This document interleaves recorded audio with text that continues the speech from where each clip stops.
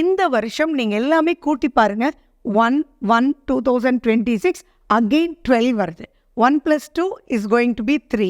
Again அங்கே குரு வரார். அடுத்தது இந்த வருஷம்தான் உங்களுக்கு குரு உச்சம் பெறக்கூடிய ஒரு மிகப்பெரிய ஆண்டா இருக்கு.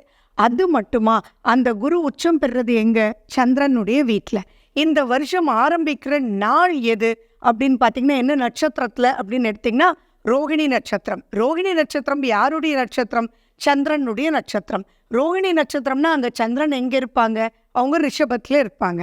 அப்போது ஒரு மனசு ரொம்ப நல்லா இருக்கணும் அப்படின்னா அதுக்கு என்ன வேணும்? வழிகாட்டுதல் வேணும் இல்லைங்களா?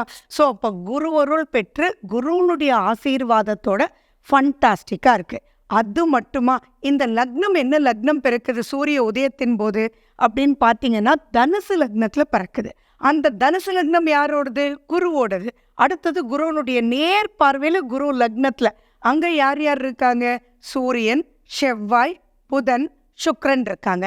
அப்போ குருவும் செவ்வாயும் சேர்ந்தா இட் இஸ் கால் குரு மங்கள யோகம்.